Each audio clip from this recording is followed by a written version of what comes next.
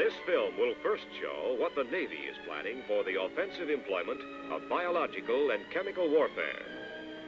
Biological and chemical warfare have two principal objectives: to reduce the enemy's production of food by destroying his crops and his food-producing farm animals, and to incapacitate the enemy's armed forces and that portion of his human population that directly supports them. The Navy is preparing to accomplish these objectives with both biological and chemical agents. The Department of Defense has assigned primary responsibility to the Chemical Corps, U.S. Army, for basic research in biological and chemical agents and for their production in the quantities needed by the joint services. The Navy, therefore, is primarily concerned with delivery of these agents to the areas ordered for contamination and the dispersion of the agents in such form and concentration as to accomplish the desired objectives. Where can the Navy attack? As long as the Navy commands the seas, it can deliver a biological or chemical attack anywhere on that 3/4 of the Earth's surface that's covered by water. And its carrier-based aircraft can strike hundreds of miles inland from any coastline and attack a large portion of an enemy's population, shipping, and industrial centers. The Navy can deliver and disperse these agents in 3 ways: from the air, from the surface, and from below the surface. Navy delivery and dispersion of the agents started with tests made in 1950. A rather crude spraying system was installed on a mine layer, which in September of that year secretly cruised off California and sprayed some 50 gallons of biological simulant along a track 2 to 5 miles offshore. Within an hour, the simulant had been carried ashore by the wind. Sampling tests indicated that about 48 square miles of heavily populated area were contaminated. Had an infectious agent been used in the spray, there might have been 210,000 casualties. With that experiment successful, the southeast coast of the United States was selected for a larger scale test. The rather flat terrain would be favorable to wide dispersion of wind-borne particles. But wide dispersion, of course, would depend upon the existence of the proper weather conditions. After extensive studies, it was determined that a track along here, from 5 to 15 miles offshore, should do the job. Accordingly, in April 1952, the USS Tercel cruised along some 100 miles of coastline, spraying 250 pounds of fluorescent tracer particles. The operation lasted about 8 hours. Sampling tests made throughout North Carolina, South Carolina, and Georgia indicated that an area of some 20,000 square miles received these particles, proving that it is possible to contaminate extremely large land areas by releasing sprays at sea under the proper weather conditions. In an actual attack, the spray would be released from either a submarine submerged to periscope depth or from an aircraft cruising at low altitude.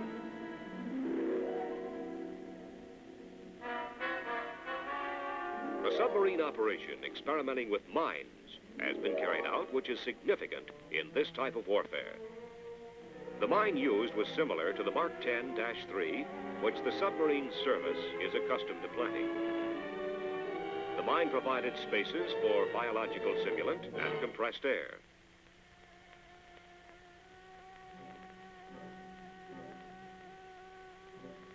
It also incorporated timing devices for releasing the mine from its mooring and for starting the spraying action. Trials were held at Key West, Florida in April 1952. 7 of these mines were laid. The trials demonstrated that the Navy has a powerful offensive weapon for biological warfare. Here are the principles involved. As the submarine approaches a coastal area target, it lays these mines filled with biological agents.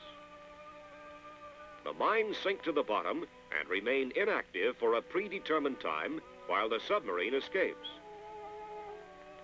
Then, at a preset time, the main portion of each mine detaches itself from the mooring part, rises to the surface, and sprays its contents into the air to be carried ashore by the wind.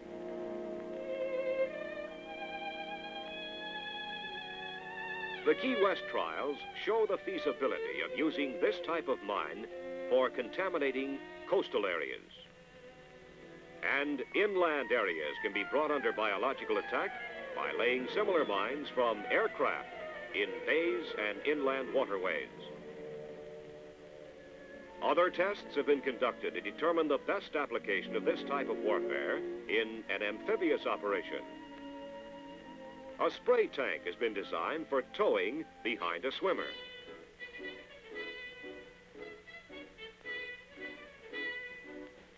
These swimmers may be discharged through torpedo tubes of submerged submarines, or they may be dropped overboard close to shore and would tow the tank to a point near the beach.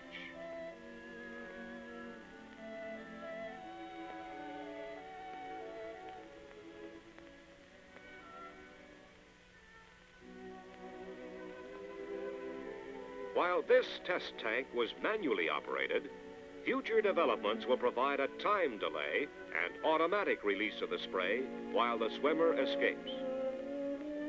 Under the right weather conditions, the aerosol would be carried inland over the proposed amphibious attack area. Plans for amphibious operations would, of course, take into consideration the incubation period of the biological agent.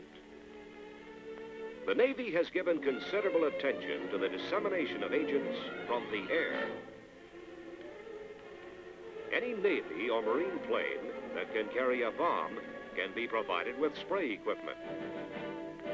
The auxiliary fuel tanks on attack-type aircraft can be converted to anti-crop spray tanks by adding an electric pump, a nozzle, and a venturi.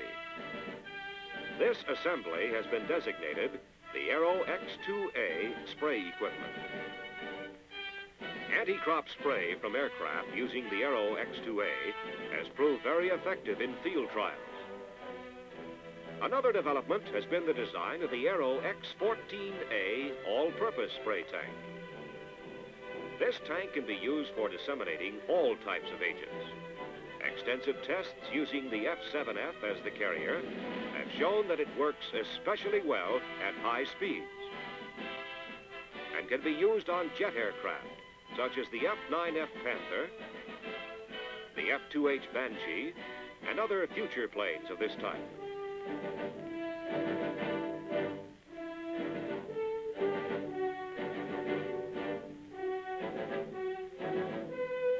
For larger planes, the Air Force has perfected spray equipment. This B-17 has several spraying nozzles and carries the tank in the bomb bay. The same equipment has been installed in a C-47 and has performed satisfactorily. The equipment is such that it can be installed in any plane with a bomb bay, such as the Navy's P-2V or similar land-based planes or flying boats. Is the first model of an air-launched missile developed by the Navy specifically for biological or chemical warfare. Called the Gorgon 5, it's a program preset missile with guiding mechanism mounted in the nose. An Aero 14A tank will be mounted here in the midsection. Spraying will be through an internal pipe from the tail section, which also contains the control surfaces and operating mechanisms. Fully loaded, the missile weighs 2,400 pounds and can be flown from the deck of a carrier. When released, the missile will follow a glide path of about 15 degrees to a predetermined low altitude where it will automatically level out and spray at a preset position. Launched from a carrier several hundred miles at sea, planes carrying the Gorgon 5s would approach at about 35,000 feet and release their missiles about 20 miles from the target. This altitude minimizes interception and the range is well beyond anti-aircraft fire. The Gorgon 5s would then glide to the target and automatically spray their contents over the predetermined area before destroying themselves. Another weapon that is also being considered is the Regulus. It is a long-range guided missile, surface-launched, jet-propelled, and electronically guided. Launched from a submarine or a ship at sea, this missile would fly a tank of agent over the target area and automatically disseminate it. Regulus is still in the developmental stage, and its adaptation to biological and chemical warfare is something for the future. At present, the Navy's plans for the use of projectiles for this type of warfare are confined to dispersion of chemical agents. For its ships, the Navy has or will have a variety of gas-filled projectiles. The 5-inch 38 caliber, the 5-inch 54, the 6-inch 47, the 8-inch 55, and the 5-inch spin-stabilized rocket. In addition, the Marines now have chemical munitions for the 4.2-inch mortar, the 155-millimeter howitzer, and the 105-millimeter howitzer. Within the near future, they will have chemical munitions for the 155-millimeter gun and the 4.5-inch rocket. We have seen what the Navy will be able to do in waging biological and chemical warfare. We'll now see how the Navy plans to defend itself against this type of attack. The Navy's defense includes the standard defensive measures against air and surface attack. In addition, the Navy will provide its own combat personnel with protection available to the joint services, such as protective clothing, gas masks, and immunization. Some of the special protective devices developed by the Navy, which can be used for biological and chemical defense, are the ship's water curtain or shower bath to minimize contamination by washing deadly agents overboard as soon as the spray touches the ship's surfaces. An electrostatic precipitator cleans contaminated air by passing it through a charged field and depositing the charged infectious particles onto grounded plates, resulting in clean air. At sea, of course, the mobility and maneuverability of the Navy's ships, under the command of its experienced and well-trained personnel, is one of the Navy's best defenses against biological or chemical attack. The Navy's plans and programs are directed toward the goal of attaining at the earliest possible date an adequate defense, and to be ready to strike back with the most powerful counterattack that the Navy is capable of delivering from the air, from the sea, from under the sea, and from Marine forces ashore.